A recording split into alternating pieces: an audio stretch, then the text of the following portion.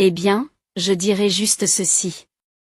C'est ridicule que quelqu'un d'aussi simple que vous se marie avant moi. Tu serais plus belle dans cette robe en lambeaux, et même le marié et les parents te le diront point devant moi. J'ai entendu la voix folle de ma sœur à côté de la robe de mariée en ruine. Mon regard s'est assombri de désespoir. Cependant, en tant que grande sœur, je ne pouvais pas la laisser devenir une adulte aussi irresponsable. Je vais lui montrer à quel point je suis heureuse et m'assurer qu'elle regrette son comportement. Je m'appelle Sophia. À 27 ans, après avoir fréquenté Jacob pendant 3 ans, j'ai récemment déposé notre dossier de mariage et notre union est imminente. Préparer les invitations, la nourriture et choisir les décorations florales n'a pas été facile, mais le fait de penser que c'est l'occasion de montrer ma gratitude aux personnes qui nous ont soutenus et à nos amis qui ont veillé sur nous me donne de la motivation. J'ai été très attentive à la robe de mariée que j'ai choisie. Porteur une robe de mariée est un moment unique dans une vie. J'ai toujours rêvé d'une robe d'un blanc pur depuis que je suis toute petite. J'ai dépensé pas mal d'argent pour cette robe, mais je me demande si je serai à l'aise en la portant. Je pense que cette robe de mariée te va mieux, Sophia. D'ailleurs, porter une robe de mariée est votre rêve, n'est-ce pas? Tu économises depuis longtemps, n'est-ce pas? Merci, Jacob. Oui, c'est un jour spécial, alors je porterai la robe que j'ai choisie avec confiance. C'est bien ce que je pensais. Et la robe de mariée que j'ai choisie a un joli design, avec beaucoup de péage et de dentelle, créée par un couturier de renom. Le simple fait de m'imaginer dans cette robe, debout dans le lieu idéal avec mon mari bien-aimé, me donne hâte d'être au jour du mariage, et j'ai vraiment l'impression d'être dans un moment de bonheur. Cependant, il y a eu quelques problèmes dans ma vie quotidienne. Sophia. As-tu vraiment réussi à épouser Jacob? Jacob n'aurait-il pas des regrets, dit Marlène. Marlène, tu ne devrais pas dire des choses comme ça, même pour plaisanter, ai-je rétorqué. Lorsque je suis allée à la maison, ma sœur Marlène, de 2 ans plus jeune que moi, s'est allongée sur le canapé et a souri en parlant. Même si c'est une blague, c'est une chose impardonnable à dire, mais je sais mieux que quiconque que Marlène est sérieuse. Jacob est si beau. Il est trop beau pour une femme ordinaire comme toi, non? Elle poursuit. Il ne faut pas juger les gens sur leur seule apparence. Le mariage n'est pas quelque chose que l'on décide en fonction des apparences. J'ai répondu. Eh bien, venant de toi, c'est peut-être convaincant. Je n'aurais jamais cru que tu te marierais avant moi, a dit Marlène. Arrête. Ai-je crié. Marlène est toujours confiante, elle étudie constamment le maquillage et les coiffures pour plaire aux hommes, et elle est du genre à se regarder souvent dans le miroir. Depuis que nous sommes enfants, ma sœur me rabaisse souvent en public en disant, contrairement à moi, ma grande sœur n'est pas jolie. On dirait qu'elle s'efforce toujours d'être au top. En dehors des apparences, je ne me suis jamais sentie inférieure à ma sœur. Notre relation en tant que sœur est loin d'être bonne, et son comportement récent est particulièrement étrange. Sophia, tu te souviens quand Jacob est venu récemment chez nous pour saluer tout le monde? J'étais là aussi, n'est-ce pas? Est-ce que Jacob a parlé de moi? Me demande-t-elle. Qu'est-ce que tu veux dire, comme, waouh, tu as une sœur si mignonne, ou ta sœur est plus raffinée et plus belle que toi, dit Dachel. Je m'en vais, ai-je dit, frustrée, et j'ai essayé de quitter la maison de nos parents. Alors que j'étais sur le point de partir, Marlène a marmonné quelque chose pour elle-même. Tu fais la fière parce que tu as réussi à te marier, alors que tu es toujours aussi simple, tu n'as qu'à regarder. A-t-elle dit. Excusez-moi? Vous avez dit quelque chose? Ai-je demandé. Rentre chez toi, m'a-t-elle rétorqué. Cette attitude n'était pas nouvelle et je suis rentrée chez moi ce jour-là sans trop y penser. Curieusement, le jour où Jacob et moi avons fait notre séance photo pré-mariage, Marlène est venue sur place avec nos parents pour observer. Foun. Oh, c'est la robe de mariée que tu vas porter le jour J, a-t-elle commenté. Marlène?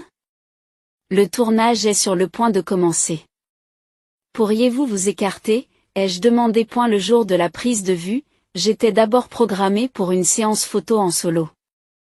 Et tandis que les préparatifs allaient bon train dans la cathédrale, où devait se dérouler la cérémonie, Marlène se déplaçait sans se soucier des autres points. D'accord, je me déplace. Mais où est le problème? Ce n'est pas parce que tu portes une robe de mariée que tu te comportes comme si tu étais la star. C'est plutôt moi qui suis la star aujourd'hui, puisque c'est ma séance photo pré-mariage. Cela va causer des problèmes à tout le monde si nous ne procédons pas rapidement. Anf, tu es un exemple typique de quelqu'un qui essaie d'être aimé en étant prévenant, parce que tu es juste moyennement beau. Pour ta gouverne, cette robe ne te va pas du tout, me chuchote Marlène, en s'assurant que nos parents, Jacob et sa mère en visite, n'entendent pas. Quoi? M'exclamai-je. Alors que je m'apprêtais à argumenter, Marlène s'est éloignée en souriant. Et la séance photo a commencé pour moi, mais les mots de Marlène sont restés gravés dans ma mémoire, et j'ai eu du mal à sourire naturellement. Au fur et à mesure que la séance photo pré-mariage avançait, mon sourire devenait de plus en plus tendu. Tu es nerveuse? Sophia a demandé à la mère de Jacob, ma future belle-mère. Nous ne nous étions rencontrés que quelques fois. Mais elle était douce et très gentille. J'ai juste un peu de mal à sourire. Désolée de vous avoir fait attendre. Ce n'est pas grave. Votre belle apparence dans cette robe doit être admirée le plus longtemps possible. Prends ton temps pour les photos. Je me suis sentie brièvement rassurée par les paroles aimables de ma future belle-mère, mais Marlène a de nouveau perturbé l'atmosphère. Tu as l'intention de déranger tes beaux-parents? Je suis désolée d'avoir une sœur aussi incompétente. Qui voudrait d'une personne comme toi comme belle-fille, a dit Marlène. Marlène. Arrête, s'il te plaît, ai-je répondu. À ce moment-là, ma future belle-mère s'est interposée entre nous et a dit en souriant, c'est très gentil à toi d'accompagner ta sœur pour sa séance de photos prénuptiales. Mais c'est pour Sophia et mon fils. S'il vous plaît, reculez un peu. Elle prend doucement la main de Marlène et l'emmène dans un coin de la salle. Pendant que la séance se poursuivait, Marlène m'observait d'un air sévère, faisant claquer sa langue à plusieurs reprises en signe de mécontentement, ce qui ne faisait qu'empirer l'atmosphère. Peut-être que ta sœur se sent seule, comme si je t'avais volé loin d'elle, plaisante Jacob. J'y suis vraiment désolée, m'excusai-je. La présence de Marlène alourdissait la fatigue.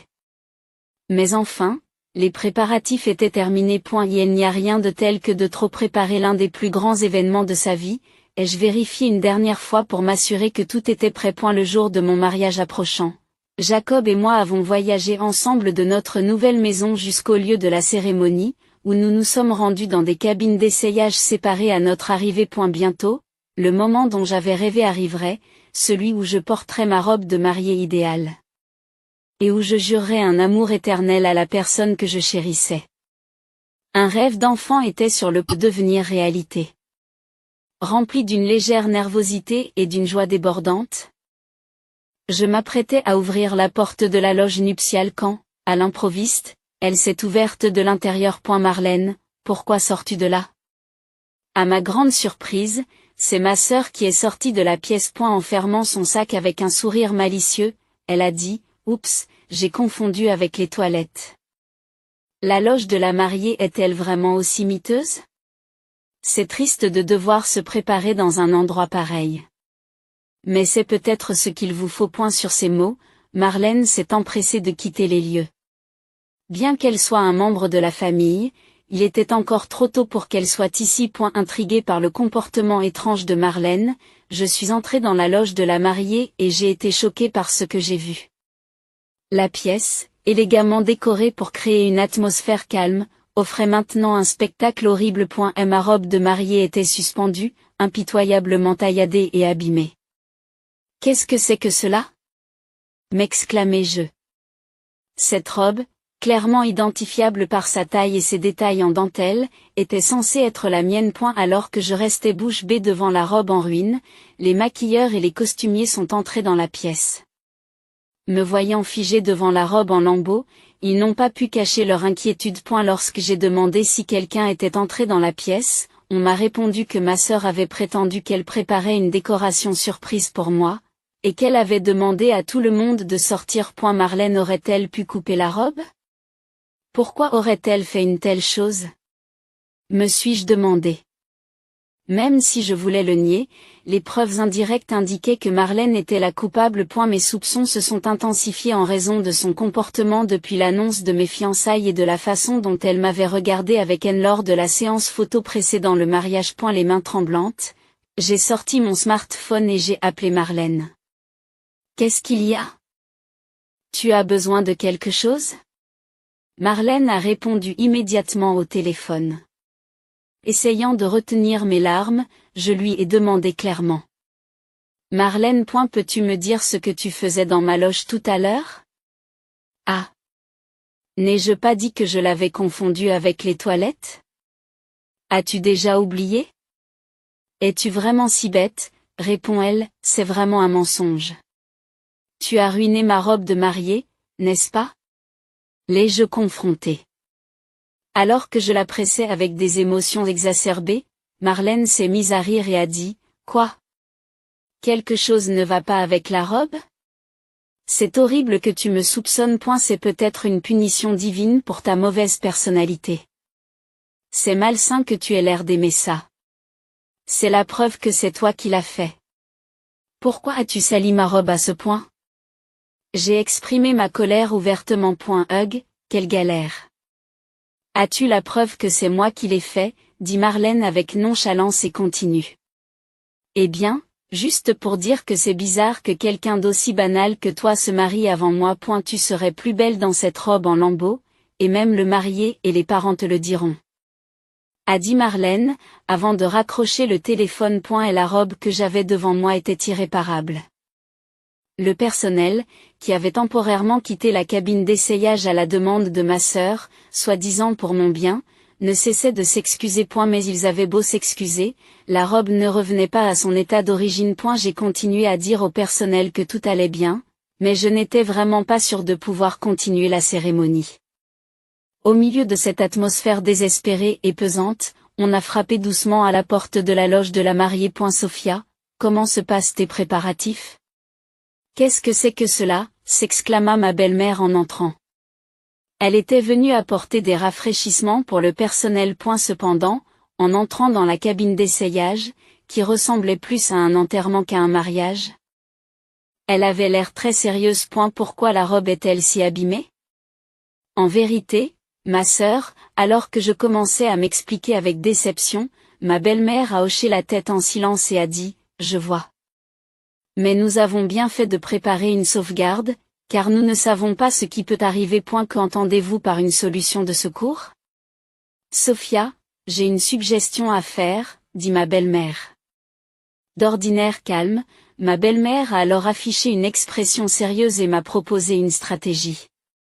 Si vous me soutenez, je me donnerai à fond. Grâce à cette stratégie, j'ai trouvé la volonté de parfaire un mariage que j'avais cru devoir annuler. Regarde, Marlène. Je vais te montrer à quel point je brille de bonheur et je vais te surprendre. Voyant que j'avais retrouvé le moral, le personnel est devenu encore plus enthousiaste à l'idée de décorer. Avec une détermination nouvelle, différente des émotions du matin, j'étais prête à affronter le mariage.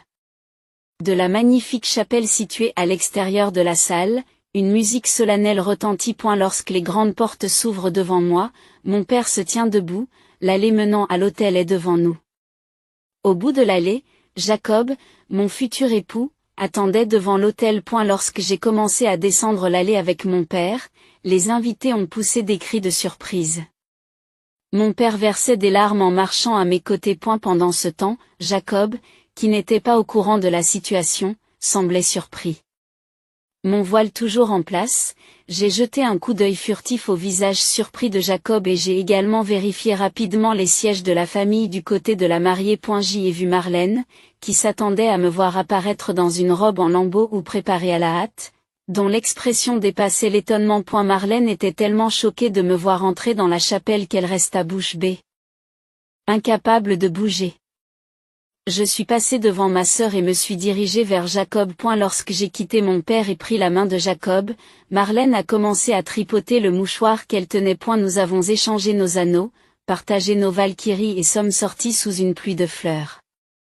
Lorsque nous sommes passés devant Marlène, le mouchoir qu'elle tenait s'est finalement déchiré. Cette cérémonie n'avait pas pour but de troubler ma sœur, mais de partager notre joie.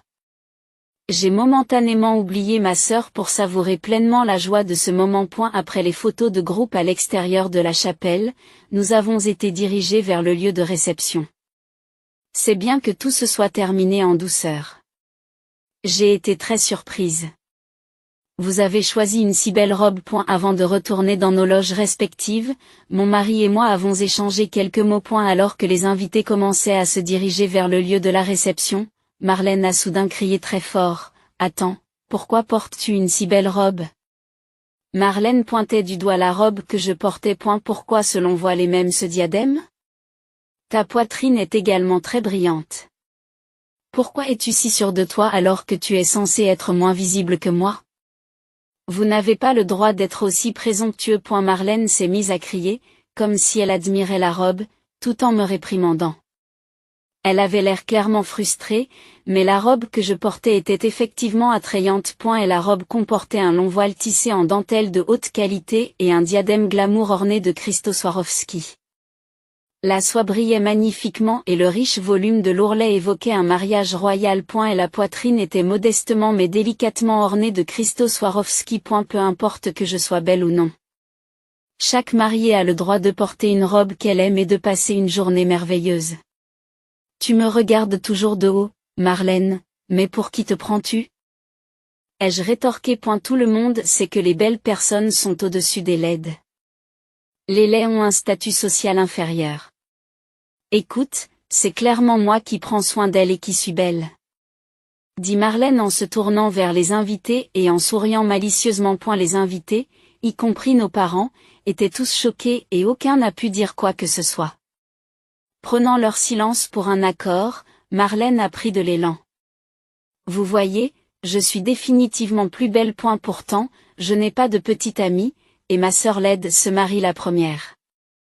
Je ne peux pas l'accepter, a-t-elle poursuivi. Marlène m'a jeté un regard féroce et s'est soudain jetée sur moi. Oh, c'est pitoyable qu'une personne aussi laide porte ça.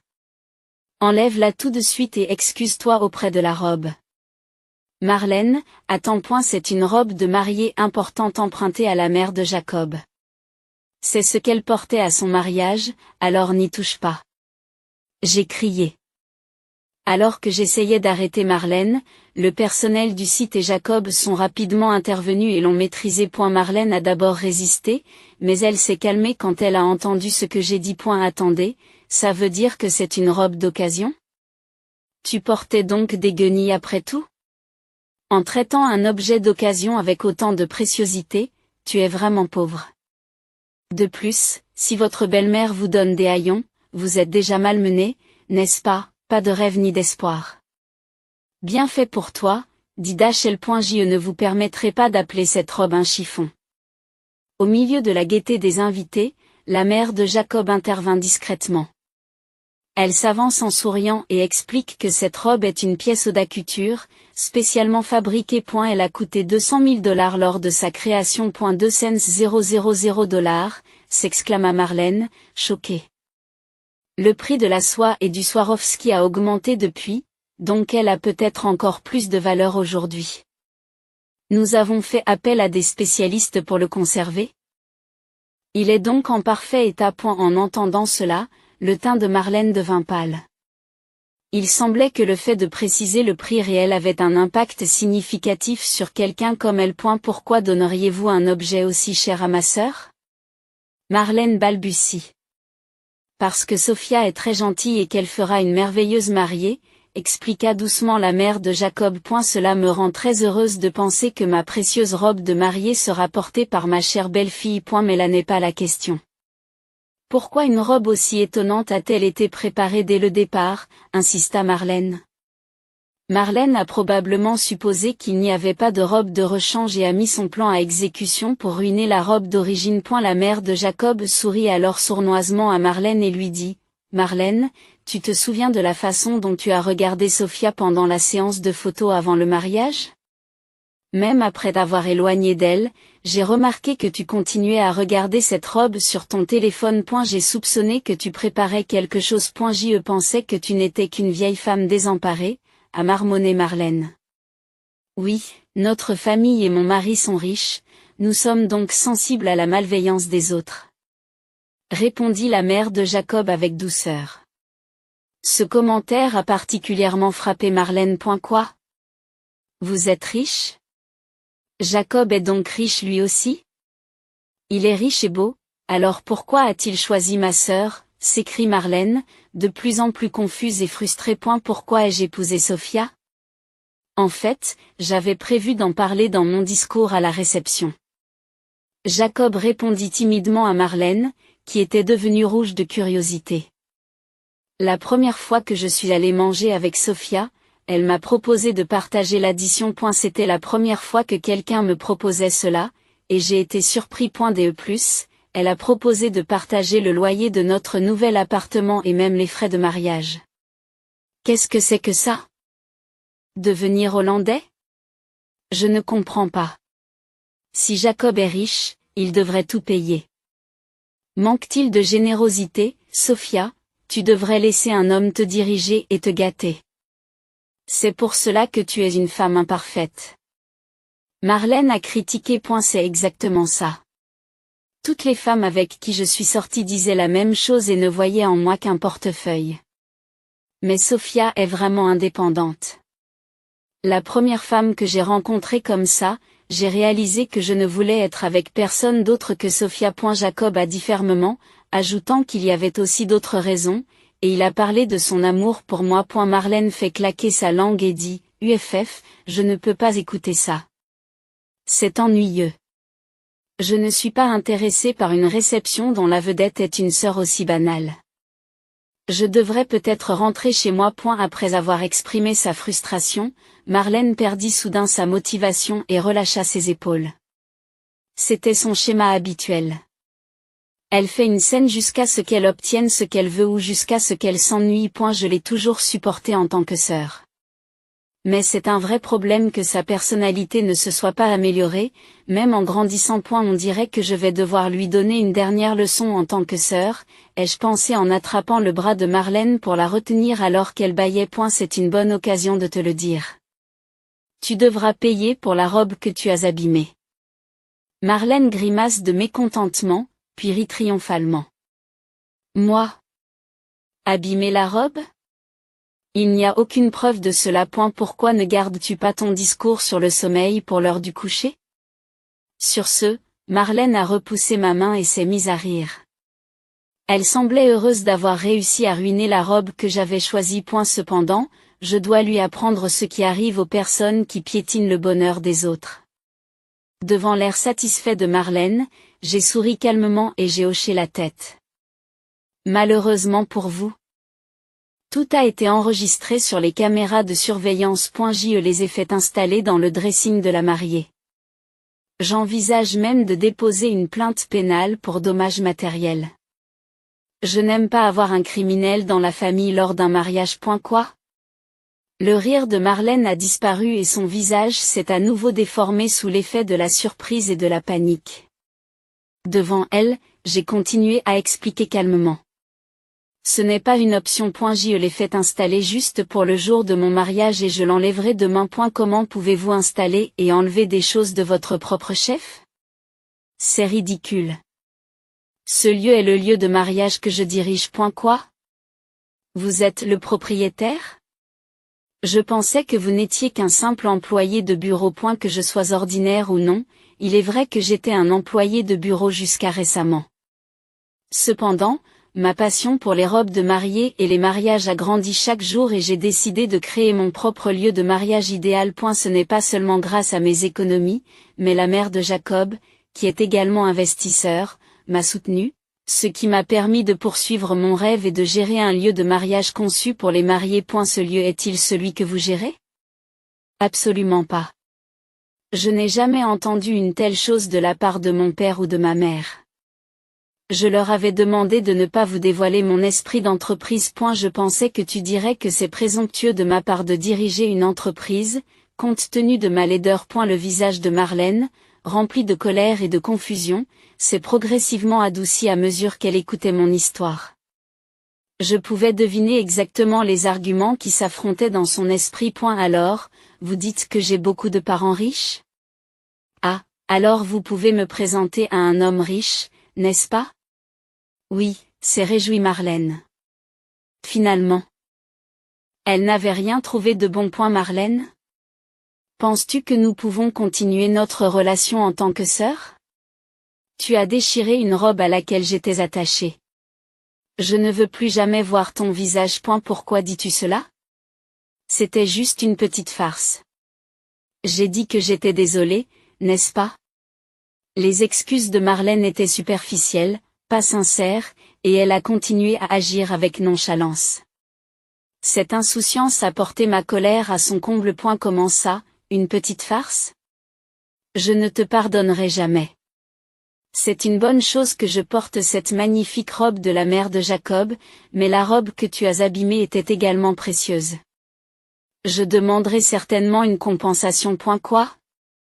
Tu as vraiment l'intention de demander une compensation? Combien coûte une robe de mariée? Je n'ai pas vraiment d'économie. Si vous ne payez pas, je porterai plainte à la police. Vous pensiez qu'en brutalisant votre sœur laide et ordinaire depuis l'enfance, vous pouviez faire n'importe quoi et être pardonné? Ce n'est pas une blague, grandis un peu. Face à ma réponse féroce, Marlène s'est effondrée, impuissante, en voyant nos parents pleurer, verser des larmes différentes de celles de la cérémonie. J'ai réalisé à quel point Marlène était égoïste et à quel point elle les avait attristés. Sophia est vraiment splendide. Elle est exactement le type d'entrepreneur que j'avais choisi. J'ai eu la chance qu'elle porte la robe et qu'elle investisse dans son entreprise. Maman, c'est ma phrase. S'il te plaît, ne le dis pas avant moi. En regardant Jacob et sa mère converser tranquillement, j'ai souri, soulagée.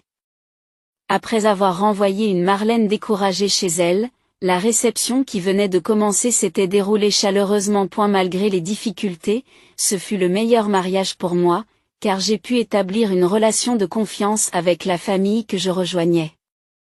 Après le mariage, Marlène a été renvoyée par nos parents furieux. Ils se sont excusés auprès de moi pour avoir été trop indulgents avec ma sœur et ont fermement condamné les actions de Marlène. Bien que Marlène ait quitté la maison, elle ne pouvait pas changer de travail pour payer la robe qu'elle avait abîmée, alors elle a loué un petit appartement près de la maison de nos parents. Cependant, en restant dans le coin, elle a inévitablement rencontré de vieux amis. Comme ma sœur et moi sommes proches en âge, les incidents survenus lors de mon mariage sont rapidement devenus le sujet de conversation de la ville. Chaque fois que Marlène essayait d'entrer en contact avec ses amis, elle était visiblement évitée, ce qui l'a dégoûtée suffisamment pour l'inciter à quitter l'État. Le trajet pour se rendre au travail lui prenait beaucoup de temps, et ses maigres économies ont été épuisées par le déménagement. Marlène utilise désormais son salaire mensuel et ses primes pour compenser la robe, ce qui lui vaut une vie financièrement difficile. Elle ne peut plus se permettre de dépenser pour le maquillage ou la mode. Autrefois créatrice de tendances sur son lieu de travail, elle traverse aujourd'hui en silence ses journées dans des vêtements débraillés, jetant de temps à autre des regards envieux à ses collègues. Son seul plaisir se trouve sur les médias sociaux, où ses messages, pleins de désespoir, aliènent de plus en plus les gens. Pendant ce temps, Jacob et moi continuons à jouir d'un mariage heureux. Jacob est absorbé par son travail initial, et j'ai commencé à créer des robes de mariée uniques sur place, comme l'a suggéré ma belle-mère. Encouragée par des investisseurs qui pensent que si l'on aime les robes de mariée, on peut certainement en créer qui plairont aux mariés. Je travaille avec mon personnel sur cette tâche peu familière. Même si c'est difficile, il y a une joie irremplaçable à créer la robe idéale en utilisant de beaux tissus, de la dentelle et de la soie. Le souvenir de la robe que Marlène a abîmée me fait encore mal.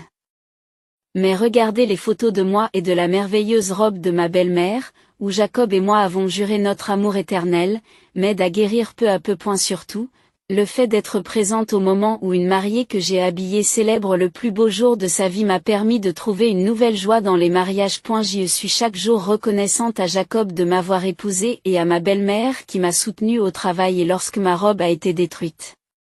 Et, curieusement, je suis un peu reconnaissante à ma sœur d'avoir réaffirmé mon amour pour les robes de mariée.